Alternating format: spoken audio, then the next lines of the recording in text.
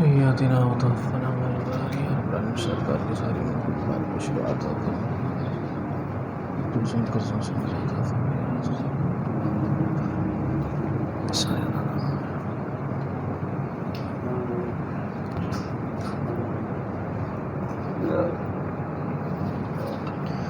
الحمد للہ رب العالمین والصلاة والسلام علی اشرف الانبیاء والمرسلین وعلی آلہ واصحابہ اجمعین، اما بعد، اعوذ باللہ من الشیطان الرجیم، بسم اللہ الرحمن الرحیم۔ یا ایہا الذین آمنوا ادخلوا فی السلم کافۃ، صدق اللہ مولانا العظیم وصدق رسولہ النبی الکریم الرؤوف الرحیم۔ ان اللہ وملائکتہ یصلون علی النبی یا ایہا الذین آمنوا صلوا علیہ وسلموا تسلیما۔ اللہم صل علی سیدنا و مولانا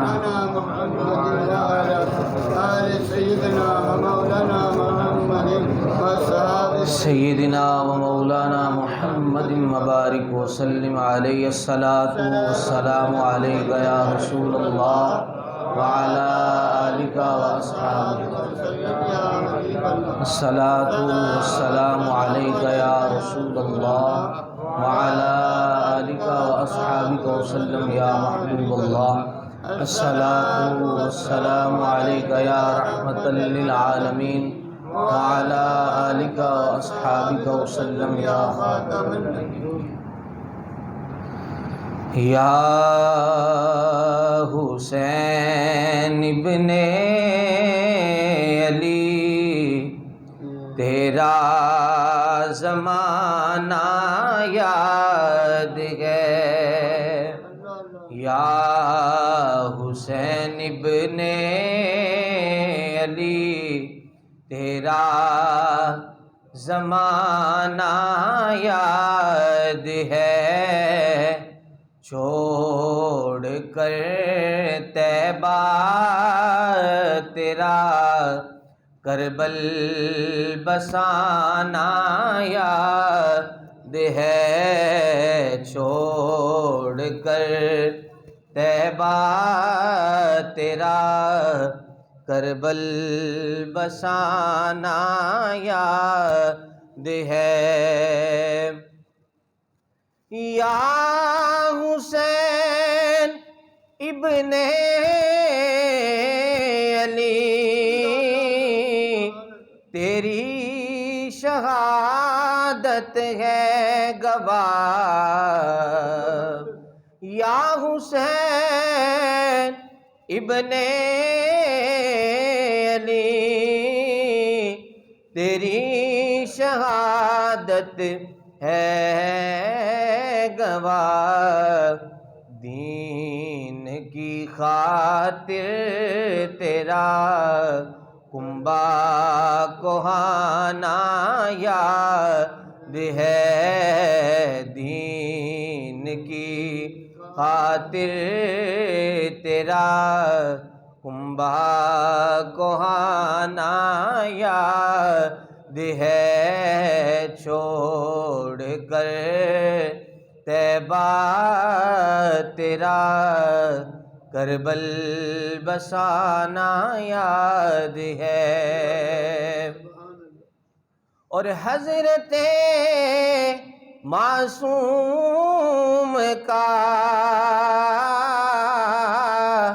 وہ تیر کھانا گود میں، حضرت معصوم کا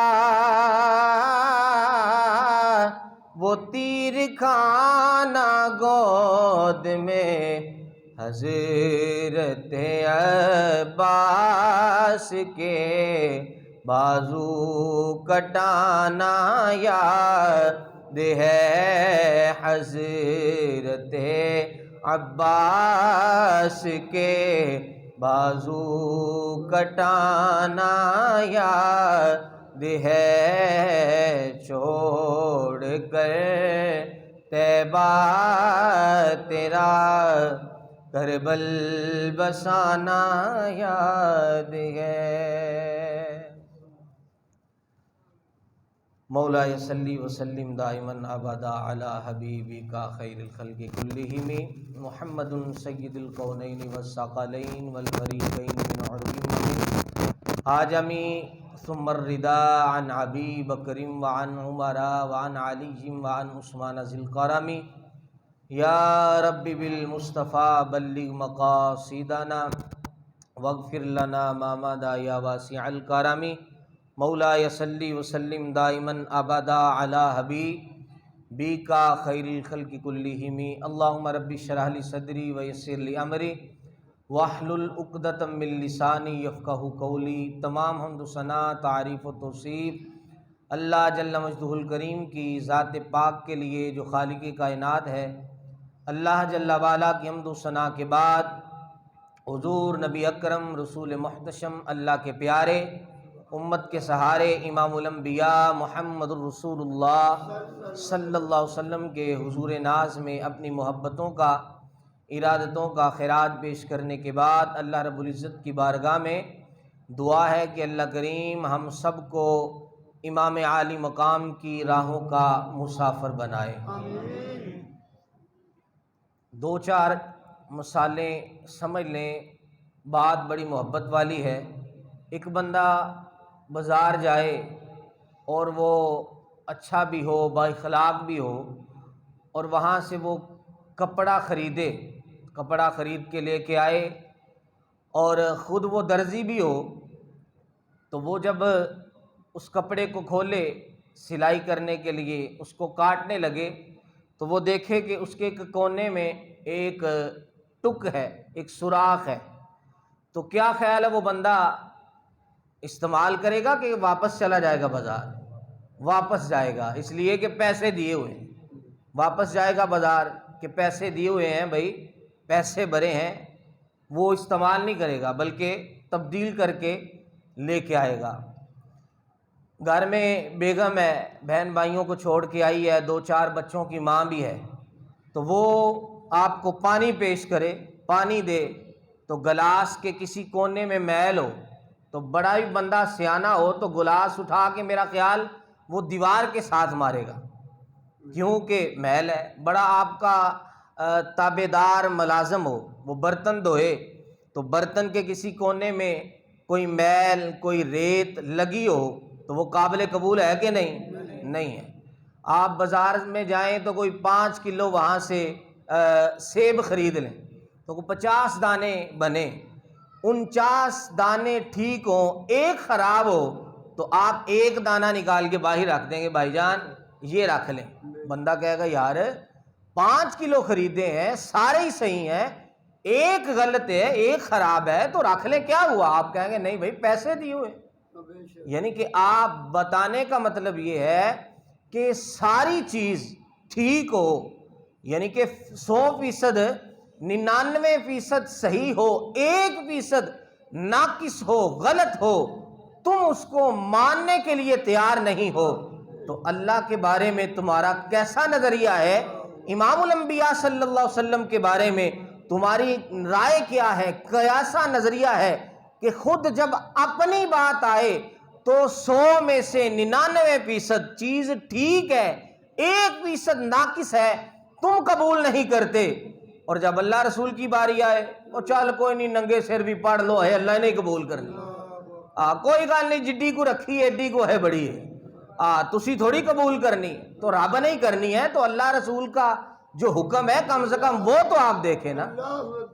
آپ جناب بازار چلے گئے، وہاں سے آپ نے خریدا ایک کپڑا، ایک سوٹ خریدا، بنین خریدی ہے، ساتھ میں ایک ٹوپی بھی لے لی، گارا شاپر کھولا، اس میں سوٹ تھا، رمال تھا، بنین تھی، وہ 30 روپے کی ٹوپی نہیں تھی، چاہے وہ 20 روپے کی کیوں نہ ہو، آپ واپس جائیں گے، دکاندار سے کہیں گے بھائی اس میں ٹوپی نہیں ہے، تو کیسی بات ہے نا۔ دین کی باری آئے تو کہتے ہیں چلو کوئی گل نہیں جی، خیر ہے، کوئی نہیں، جیسی بھی ہے، پیسہ جیسا بھی ہو اللہ نے قبول کرنا ہے نا، حج جیسا بھی ہو رب نے قبول کرنا ہے نا، تو رب رسول نے بتایا ہے کہ ایسا قبول کرنا، ایسا قبول نہیں کرنا۔ یہ تو نہیں کہ حرام کما کر پھر کہو کہ چلو اللہ کی راہ میں دے دیں، یہ تو ڈبل عذاب ہے، ایک تو حرام اور اوپر سے جناب پھر آئے چلو تھوڑا زیادہ دے دیں گے. تو جب دیکھیں نا، جب اللہ رب العزت نے اپنا فضل کا عمل کیا ہے، اپنی رحمت کا عمل کی ہے، واللہ رؤوف بالعباد، وہ اپنے بندوں پر فضل بڑا کرتا ہے، رحم بڑا کرتا ہے، اس کا رحم کامل ہے، اس کا فضل کامل ہے. وما ارسلناک الا رحمۃ للعالمین، اس نے اپنے محبوب علیہ السلام کامل اکمل کو، اپنی اس مخلوق کو کامل عطا کیا ہے، قرآن مکمل دیا ہے، دین مکمل دیا ہے، تو پھر ہم شریعت پر عمل مکمل کیوں نہیں کرتے؟ فرمایا یا ایھا الذین آمنوا ادخلوا فی السلم کافہ، یہ کافروں کو نہیں خطاب فرما رہا اللہ رب العزت. یا ایھا الذین آمنوا، اے ایمان والو، ادخلوا فی السلم کافہ، فرمایا ایمان والو اسلام میں پورے پورے داخل ہو جاؤ. ایمان والو اسلام لائے ہو تو پورا پورا، آدھا تتر آدھا بٹیر نہ بنو. ہاں اسلام میں آئے ہو تو پورے پورے. یہ یزید اور امام عالی مقام رضی اللہ تعالیٰ عنہ کا جو رٹا تھا، یہ وہ یہی تھا. یزید کو یہ کفر اسلام کی جنگ نہیں تھی، یزید اسلام کو ماننے والا تھا، وہ بھی ایاک نعبد و ایاک نستعین پڑھنے والا تھا. لیکن بات یہ تھی، وہ بدبخت کہتا تھا کہ نماز بھی ہوگی، بے حیائی بھی ہوگی، عریانی بھی ہوگی، فحاشی بھی ہوگی، اذانیں بھی ہوگی اور گانے بھی سنیں گے، اور ذکر و فکر بھی ہوگا، شرابیں بھی چلیں گی، زنا بھی ہوگا.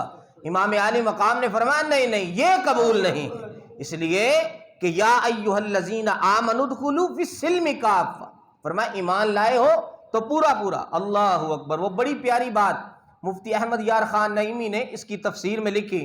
کسی نے آپ سے پوچھا کہ حضرت یہ پورے پورے داخل ہو جاؤ اسلام میں، اس کا کیا مطلب ہے؟ تو آپ نے فرمایا کہ اس کا مطلب یہ ہے کہ جب لوہے کو آگ میں ڈالتے ہیں تو جب لوہا اتنا لال سرخ ہو جائے، اپنا رنگ چھوڑ کر آگ کا رنگ میں منتقل ہو جائے، اس کو کامل اور اکمل کہتے ہیں. کچا رنگ للاری والا، چڑھدا لیندا رہندا، عشق تیرے دا رنگ محمد چڑھ جائے پھر نہیں لیندا. اس لیے فرمایا کہ پکا رنگ. امام عالی مقام نے فرمایا یہ نہیں ہو سکتا کہ شراب بھی چلے، نماز بھی چلے، زناکاری بھی ہو اور عیاشی بھی ہو اور ذکر و فکر بھی ہو. دیکھیں شیخ سعدی رحمۃ اللہ علیہ بڑی پیاری بات کی. آپ نے فرمایا کہ یاد رکھنا، سوئی کے نکے کے برابر بھی دریا کے اندر شگاف نہیں ہونے دینا. سوئی کے نکے، دریا کہاں اور سوئی کا نکا کہاں؟ فرمایا یہی تو بات ہے سمجھنے والی کہ سوئی کے نکے کے برابر بھی شگاف نہیں ہونے دینا دریا میں. اگر وہ شگاف بڑھ گیا اور دیکھا نہ تو ایسا طوفان آئے گا کہ سنبھلا نہیں جائے گا. پھر سب ہم نے کیبل منع نہیں نہ کی کہ چلے کوئی نہیں مدنی چینل ہی ہوندا ہے، کوئی دینی پروگرام دیکھ لیں گے. بیڑا گرک ہو گیا کہ نہیں ہو گیا؟ چلو کوئی گل نہیں، لوا لو، خیر ہے، کوئی وہ دیکھ لیں گے. اسی چکر میں یہ سارا بیڑا گرک ہوا. آج دودھ کی بوتلوں میں ہمیں شراب دی جاتی. وہ لوگ جو ساری رات مجرا کرتے ہیں، صبح اٹھ کے آپ کو دین سکھا رہے ہوتے ہیں. اور ہماری قوم بھی کیا دین بیان ہو رہا، کیا مذہبی سکالر آج بکواس کر رہا تھا، کیا بات ہے، یہ کیسی بات ہوئی؟ ساری رات وہ ناچتی رہی اور آ کے صبح آپ کو دین سکھا رہی ہے، اور عورتوں سے تم نے دین سیکھنا ہے. کیسی بدبختی آ گئی.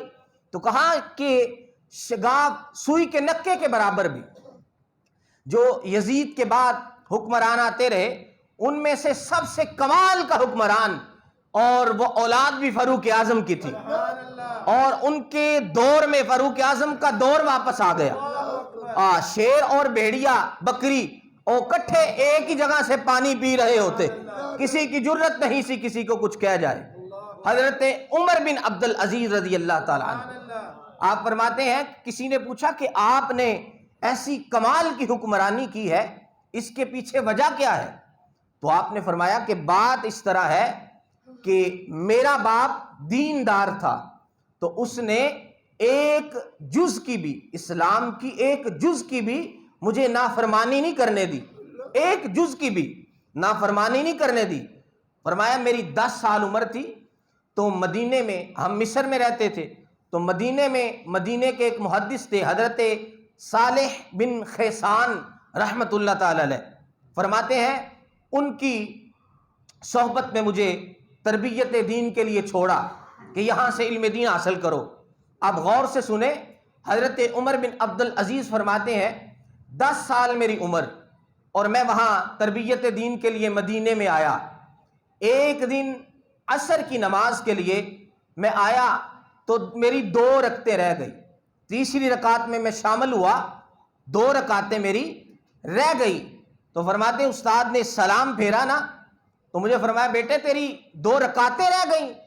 میں نے کہا حضور میں نا کنگھی کر رہا تھا۔ کیا کر رہا تھا؟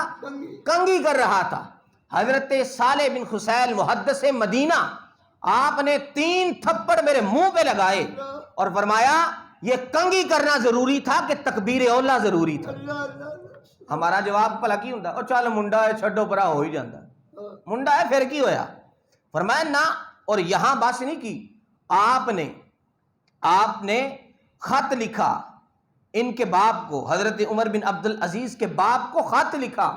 فرمایا آپ نے اپنا بیٹا یہاں تربیت دین کے لیے چھوڑا ہے، فلاں دن فلاں تاریخ کو آپ کے بیٹے نے، عمر کتنی ہے؟ 10 سال، تو فرمایا عصر کی 2 رکعتیں چھوڑ دی ہیں کنگھی کرتے ہوئے، کل کو اگر اچھا نمازی نہ بن سکا تو مجھے شکایت نہ کرنا۔ اللہ، یہ ہے سوئی کے نکے برابر بھی شگاف نہیں ہونے دینا دریا میں اتنا بھی شگاف نہیں پڑنے دینا، ورنہ بیڑا غرق ہو جائے گا، ایسا سیلاب آئے گا کہ سنبھل نہیں پاؤ گے۔ آپ نے یہ کہہ کے چھوڑ دیا چل چھوڑو کوئی گال نہیں، لیکن دیکھو کتنی تباہی ہو گئی۔ تو کہا کہ اتنا بھی سراخ نہیں ہونے۔ فرمایا پھر بات یہاں تک نہیں ٹھہری، جب خط لکھا، خط مصر پہنچا، اور وہ لوگ بھی کمال کے تھے، مصر میں پہنچا تو انہوں نے مذاق نہیں اڑایا کہ مولوی صاحب نے کی لے کے کل دیتا، 2 رکعتیں ہی رہ گئی نا پھر کی ہویا؟ نہ، وہ بندے کے پتر تھے، وہ سیانے لوگ تھے، وہ خط پڑھا تو پریشان ہو گئے۔ تو دوست نے پوچھا کہ جناب کیا ہوا، پریشان نظر آتے ہیں؟ فرمانے لگے کہ میں نے اپنے بیٹے کو مدینے میں چھوڑا ہے علم دین پڑھنے کے لیے، تو ان کے استادوں نے خط لکھا ہے کہ آپ کے بیٹے نے کنگھی کرتے ہوئے 2 رکعتیں نماز عصر کی چھوڑ دی ہیں، تو یہ بڑی پریشانی والی بات ہے۔ تو کہا آپ کیا کرنا ہے؟ فرمایا یہ 4000 دینار لے جا اور سفر کر، مصر سے مدینے جا۔ کس کے لیے؟ فرمایا میرے بیٹے کو حجام کے پاس لے جا، اس کی ٹینڈ کروا دے، نہ بال رہیں گے، نہ کنگھی کرے گا، اور نہ نماز میں لیٹ ہوگا۔ اللہ اکبر، یہ بات ہے۔ تو فرمایا کہ نکے برابر بھی شگاف نہیں ہونے دیں ورنہ بڑی تباہی ہوگی۔ تو اس لیے جب وہاں پر پہنچے، اللہ اکبر، تو حضرت عمر بن عبد العزیز کہتے ہیں میں نے کہا چچا کدھر آئے ہو؟ فرمایا چل تیرے باپ نے کہا ہے کہ اس کی ٹنڈ کروا دے، بال اتر جائیں گے تاکہ یہ کنگھی نہ کرے اور نہ ہی یہ نماز سے لیٹ ہو۔ ابھی 10 سال عمر ہے۔ تو فرمایا شروع سے میرے باپ نے ایک جز کی نافرمانی بھی نہیں ہونے دی، اس لیے ایسی حکومت کی ہے، انسان تو انسان رہے، شیر بکری کے سامنے کھڑا ہے تو آرام سے کھڑا ہے، کسی کی جرت نہیں کسی کو کچھ کہنے۔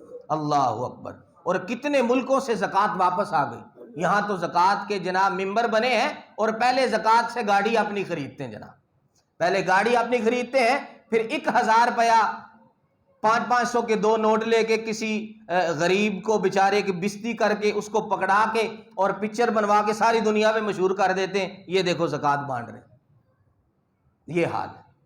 زکوٰۃ خور ہے جناب، کچھ چندہ خور ہے۔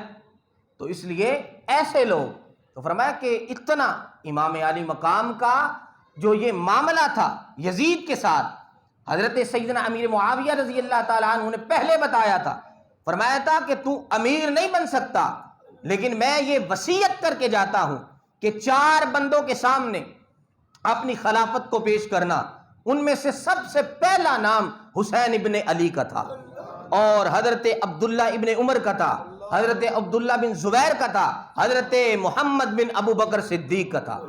فرمایا ان کے سامنے اپنی رائے پیش کرنا، اگر حسین ابن علی اجازت دے دیں تو پھر تو امیر بن سکتا ہے۔ اور آپ کو پتا ہے کہ جب مدینے میں یہ پیغام آیا تو امام عالی مقام کھڑے ہو گئے، آپ نے فرمایا یہ کیسے ہو سکتا ہے، شیر خدا کا بیٹا موجود ہو اور یہ لفظ ہے، امام عالی مقام نے فرمایا یہ رنڈیوں کا ناچ دیکھتا ہے، اور اس کو میں نے خود مدینے کے مضافات میں شراب پیتے دیکھا ہے، اور یہ نماز نہیں پڑھتا، ایسا بندہ یہ جانوروں کو لڑائی کرواتا ہے، یہ مسلمانوں کا امیر نہیں بن سکتا۔ اور آج کیسا رولا ہے، جو جانوروں کی لڑائی کروائے وہ امیر تو مسلمانوں کا بن نہیں سکتا، تو بندہ پوچھے وہ پیر بن سکتا ہے؟ آپ کو کتوں والی سرکار ہے، کو بلیوں والی سرکار ہے، اللہ ہی بنا دے۔ عجیب عجیب سرکاریں آ گئی، جناب لڑائی کروا رہے ہیں، آپ پیر صاحب چولا مارن گے جناب، دوڑ لگو ان کے کوڑیاں دی، وہ سنڈے نو پتہ نہیں کدے نال لڑا رہے جی۔ تو جو جانوروں کو لڑائے وہ مسلمانوں کا امیر نہیں بن سکتا، تو جانوروں کو لڑانے والا مسلمانوں کا پیر کیسے بن سکتا ہے بدبخت؟ اس لیے آج حال یہ ہے، تو کہا کہ یہی بات آپ نے فرمایا یہ نہیں ہو سکتا۔ تو آج اگر یہ امام عالی مقام کی فکر کے ساتھ مذاق نہیں کیا جاتا تو کیا ہوتا ہے؟ جناب ایک موبائل میں نعت بھی سنیں گے، پھر اس کے بعد مجرا بھی دیکھ لیں، کوئی بات نہیں، شراب بھی پی لیں گے، اڑائیں گے مہندیوں پہ جا کر۔ جب اب شراب پیتے ہیں تو امام یزید تو ہنستا ہوگا، اور امام عالی مقام کی روح تڑپ نہیں جاتی ہوگی، وہ رسول اللہ صلی اللہ علیہ وسلم کی بارگاہ میں عرض نہیں کرتے ہوں گے، اے نانے مصطفیٰ، یہ آپ کی امت جس کے لیے اس شراب کو مٹاتے مٹاتے علی اصغر بھی دے دیا، علی اکبر بھی دے دیا، اونو محمد بھی دے دیے، ابو بکر بن علی بھی دے دیا، عثمان بن علی بھی دے دیا، عباس بن علی بھی دے دیا، عمر بن علی بھی دے دیا، سارا کچھ دے دیا، خود بھی قربان ہو گیا، آج امت پھر وہی کر رہی۔ آج مذاق نہیں کیا جاتا، شادیاں ہوتی ہیں اور عیسائیوں کے ساتھ تعلق اس لیے ہے کہ شراب لینے میں آسانی ہوگی، ان کے ساتھ جپیاں ڈالی جا رہی ہیں، جناب پگڑیاں باندھی جا رہی ہیں، تعلق اس لیے بنایا جا رہا ہے کہ جناب شراب لینے میں آسانی ہوگی، کیونکہ ان کے پاس لائسنس ہے اور ہمارے پاس ہے نہیں، کیسی بدبختی ہے۔ تو شراب یہ رٹا جو یزید کا تھا امام عالی مقام کے ساتھ، یہ کوئی کفر اور اسلام کا نہیں تھا، یہ تو امام عالی مقام نے بتایا تھا کہ کفر کے خلاف جو ایسا کمال کا جہاد کیا ہے وہ میرے مصطفیٰ کے صحابہ نے کیا ہے، اور میں جو قیامت تک جو تاریخ رقم کرنے والا ہوں وہ ظلم کے خلاف کرنے والا ہوں۔ اب جو لوگ کہتے ہیں کہ معاذ اللہ صحابہ کرام کے بارے میں کہ انہوں نے روکا تھا تو ساتھ نہیں آئے، اب مولا علی کے بیٹے حضرت محمد بن حنفیہ رضی اللہ تعالی عنہ، آپ نے بھی امام عالی مقام کو روکا تھا کہ آپ نہ جائیں، اور آپ خود بھی تشریف لے کر نہیں گئے، اللہ اکبر، تو آپ ان کے بارے میں کیا کہیں؟ تو اس لیے بات یہ ہے کہ آپ نے، لوگوں نے روکا، صحابہ کرام نے روکا، آپ کے گھر والوں نے بہت سے ہیں جنہوں نے روکا، تو آپ نے فرمایا اگر ظلم کے خلاف علی کا بیٹا نہیں کھڑا ہوگا، فاطمہ کا پالا ہوا کھڑا نہیں ہوگا، تو بتاؤ کون کھڑا ہوگا؟ اس امت کو ظلم کے خلاف کھڑے ہونے کا درس کون دے گا، کون بتائے گا؟ ایک ہوتی ہے عزیمت، ایک ہوتی ہے رخصت۔ آہا، امام حسین نے عزیمت کر کے دکھائی ہے۔ ظالم ہے نا، ظالم آ گیا تو کہیں اسلام تھوڑی سی رخصت دیتا ہے کہ چلو کوئی بات نہیں، تھوڑا سا آپ کنارہ کشی کر جائیں، لیکن وہ کمال نہیں ہے، کمال ہے عزیمت میں، جو امام عالی مقام نے کر کے دکھایا ہے کہ ظالم کا بڑھ کر ہاتھ توڑنا ہے، بازو کاٹ دینا ہے، جو ظلم کے خلاف اٹھے، اللہ اکبر، جو کہے کہ چلو شراب بھی ہوگی، نماز بھی ہوگی، زنا بھی ہوگا، اذانیں بھی ہوگی، گانے بھی ہوں گے، رنڈیوں کے ناچ بھی ہوں گے، اور ذکر و فکر اپنی جگہ پہ ہوگا، یہ یزید کی سوچ تھی۔ لیکن امام عالی مقام نے فرمایا ایسا نہیں ہو سکتا، اس لیے کہ یا ایھا الذین آمنوا ادخلوا فی السلم کافہ، فرمایا کہ جب اے مومنو، اے مسلمانوں ایمان لائے ہو تو پورے پورے اسلام میں داخل ہو جائے۔ اللہ اکبر، وہ بھیڑیا تھا نا، تو اس کو لومڑی نے کہا آج کل حضرت آپ کا آج کل شکار نہیں کرتے؟ وہ کہنے لگا میں نا نیک ہو گیا ہوں، میں نا نیک ہو گیا ہوں۔ لومڑی کا تو نیک نہیں ہوا، اصل تجھ میں طاقت نہیں رہی شکار کرنے، اگر طاقت آج بھی ہو تو تو باز نہ آئے۔ تو اس لیے کچھ لوگ اس طرح کے ہیں کہ طاقت نہیں رہی تو کہتے ہیں ہم بڑے جناب اب نیک ہو گئے، اب ہم ایسے نہیں کرتے۔ اس لیے اس بات کو سمجھیں کہ امام عالی مقام کی فکر کیا ہے، امام عالی مقام کا پیغام کیا ہے۔ اب تو خیر لوگوں نے یہ داستان کو رونے دھونے کے لیے رکھا ہوا بات امام عالی مقام کا، اب کوئی نام لے رہا ہے، بس جناب وہی 9-10 محرم کو کچھ ہے وہ شروع سے ہوئے اور داستہ کا ہے، کچھ 9 اور 10 محرم کو چلو پیٹا پوٹے کی، تھوڑا بہتا کیا، بس اب ختم، اب کوئی نام نہیں، سارا سال کوئی نام ہی نہیں، بس اب کوئی محفل مفل ہوگی، حضور کی نعت پڑھیں گے، حضور کے نام پر کوئی نوٹ نہیں پھینکے گا تو پھر چلو جی میں 2 شعر مولا علی دے نہ پڑھ لوں جی، اس پہ بھی نہ پھینکے، پھر 2 شعر امام حسین کی منقبت نہ پڑھ لوں۔ اصل مقصد تو پیسے بٹورنا ہے، تو محبت سے پڑھا، تو اس لیے اس چکر میں تو یہ امام علی مقام کی فکر کے ساتھ مذاق نہیں تو کیا ہے۔ آج جو نوجوان اپنے کو کوئی 4 لڑکیوں کے ساتھ غلط تعلق نہ ہو تب تک اپنے آپ کو وہ نوجوان سمجھتا ہی نہیں ہے، تو وہ کیا امام علی مقام کے ساتھ اس کا رشتہ ہوگا؟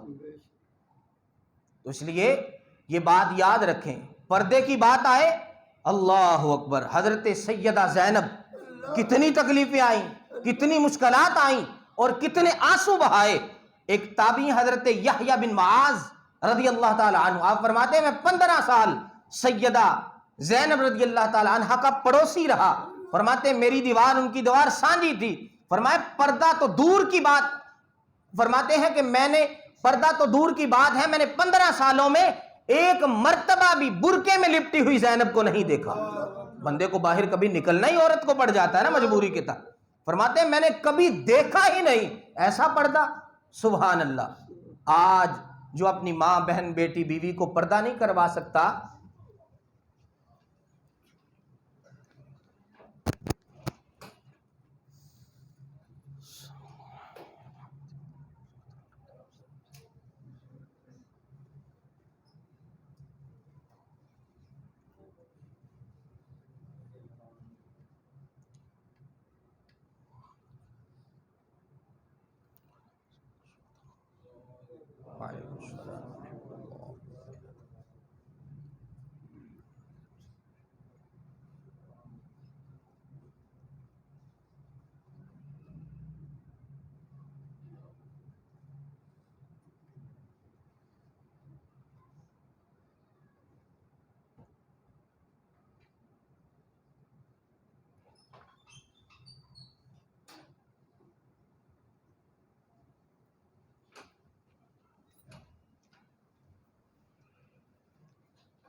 جب حضرت سیدہ زینب رضی اللہ تعالی عنہ آپ اپنے قافلے کو لے کر یزید کے دربار میں تھی تو یزید نے کہا کہ کہنے لگا دیکھو آج اللہ نے کس کو فتح دی، کس کو فتح دی اور کس کو شکست ہوئی؟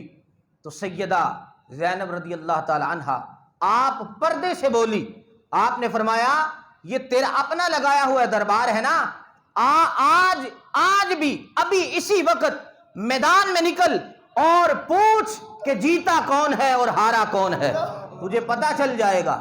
اللہ اکبر، جب آپ بولی نا اللہ اکبر، کانوں میں رس گول رہی ہو جیسے، کانوں میں رس گول رہے ہوں جیسے، جبرائیل امی بول رہے ہوں جیسے، اور دربار دمشق میں سیدہ زینب کا خطاب منبر پہ علی بول رہے ہوں جیسے۔ حضرت نعمان بن بشیر رضی اللہ تعالیٰ عنہ صحابی ہیں، نبی نے، آپ وہاں موجود تھے، آپ فرماتے ہیں یار یہ تو مولا علی کی آواز لگ رہی ہے، یہ تو مولا علی کی آواز ہے۔ فرماتے ہم چھپ چھپا کر سیدہ زینب کے پردے کے قریب پہنچے، ہم نے آواز دی انت علی، علی ہے؟ تو سیدہ پاک کی آواز آئی اے چچا لا بنت علی، علی نہیں میں علی کی بیٹی بول رہی ہوں۔ تو کہا کہ حضرت نعمان بن بشیر نے کہا بیٹیوں کی آواز باریک ہوتی ہے، آپ نے فرمایا اس لیے آپ کی آواز میں دبدبا ہے، روب ہے، گرج ہے۔ تو سیدہ زینب نے فرمایا اس لیے کہ عورت کی آواز میں بھی پردہ ہے۔ اعلیٰ حضرت فرمایا عورت کی آواز میں قرآن سننا بھی حرام ہے۔ یہاں نعت خوانی ہوتی رہتی جناب، لوگ مزے لینے کے لیے عورتوں کی آواز، گھروں پہ عورتوں کی محفلیں سجائیں، کیا ضرورت پڑی ہوئی ہے جناب؟ تو فرمایا کہ عورت کی آواز میں قرآن سننا بھی حرام، ناجائز ہے، نعت سننا بھی غلط ہے۔ تو کہا کہ عورت کی آواز کا بھی پردہ ہے، اس لیے آواز بدل کر بول رہی ہوں۔ اللہ اکبر۔ تو اس لیے فرماتے ہیں امام زین العابدین رضی اللہ تعالیٰ عنہ فرماتے ہیں کہ میری پھپھی جان حضرت زینب فرمایا 83 سال عمر ہوئی لیکن مجال ہے کبھی بھی تہجد کی نماز قضا نہیں ہوئی۔ تو کسی نے کہہ دیا حضور میدان کربلا میں بھی نہیں، آپ نے فرمایا خون حسین کی قسم ہے میدان کربلا میں بھی نماز قضا نہیں ہوئی تہجد۔ یہ تہجد کی بات ہے، اور ہم فرض بھی قضا کر کے بیٹھے، یہ تہجد کی بات ہے۔ اللہ اکبر، ایسی شان، ایسا مقام۔ تو یہ بات ہے جس کا نماز سے تعلق نہیں اس کا امام عالی مقام سے کیا تعلق، جس کا قرآن سے تعلق نہیں اس کا امام عالی مقام سے کیا تعلق۔ تو فرمایا کہ پورے اسلام میں داخل ہو جاؤ۔ جب ایمان لائے ہو، یہ آپ کو پتا عبداللہ ابن سلام اس کے جو دوست تھے، جب وہ ایمان لائے نا، یہ آیت اس وقت نازل ہوئی۔ اس کا پس منظر یہ ہے، شان نزول یہ ہے کہ وہ ایمان لائے۔ اب وہ یہودیوں کا بہت بڑا عالم تھا، اب انہوں نے سوچا کہ اب یہودیت میں یہ رواج تھا کہ وہ اونٹنی کا دودھ نہیں پیتے تھے، اونٹ کا گوشت نہیں کھاتے تھے، ہفتے کے دن کی تعظیم کرتے تھے، یہ وہ کام کرتے تھے۔ اب مسلمان ہو گئے نا، تو اب اسلام تو منع نہیں کرتا نا، آپ میں سے کسی نے بھی شاید اونٹنی کا دودھ نہ پیا ہو تو اسلام پابند تو نہیں کرتا کہ ضرور پیو، گوشت نہ کھاؤ تو کوئی بات نہیں۔ تو ہفتے کے دن کی تعظیم، تو کہا جس دن مرضی، سارے دن اللہ کے ہی ہیں، جب مرضی جاؤ آؤ، کام سے کوئی روکتا تو نہیں، چھٹی کرنی ہے تو کر لو۔ تو اب انہوں نے سوچا کہ چلو اسلام کا بھی کام چلتا رہے گا اور یہ یہودیت کی جو رواج ہے، ہم چلو اونٹنی کا دودھ بھی نہیں پئیں گے اور جو ہے گوشت بھی نہیں کھائیں گے، ہفتے کے دن کی تعظیم کریں گے، اسلام تو منع کرتا نہیں، تو چلو یہودیت کی یہ بات بھی پوری ہوتی رہے گی۔ لیکن اللہ رب العزت نے اسی وقت یہ آیت کریمہ نازل فرما دی، فرمایا جب اسلام لے آئے ہو تو پھر یہودیت کی ذرا برابر بھی چیز جو ہے وہ تمہیں جو ہے اس پر عمل کرنے کی ضرورت نہیں ہے۔ پھر اسلام میں داخل تو نہیں ہوئے، بلکہ فرمایا کہ زبردستی اب ان کے لیے لازمی ہے کہ یہ اونٹنی کا دودھ پئیں، اور لازمی ہے ان کے لیے کہ یہ جو ہے اونٹ کا گوشت کھائیں۔ تو اس لیے فرمایا یا ایھا الذین آمنوا ادخلوا فی السلم کافہ، اے ایمان والو جب ایمان لے آئے ہو، اسلام میں داخل ہو گئے ہو تو پھر پورے داخل ہو، آدھا تبتر آدھا بٹیر، اس طرح نہ بنے۔ اور فرمایا کہ سوئی کے نکے کے برابر بھی، کہ چل کوئی گل نہیں، خیر ہے، یہ والا چکر جب ہوتا ہے نا تو معاملات تب خراب ہوتے۔ فرمایا سوئی کے نکے کے برابر بھی دریا میں شگاف نہیں پڑنے دینا، اگر اتنا بھی شگاف پڑ گیا تو بربادی ہو جائے گی۔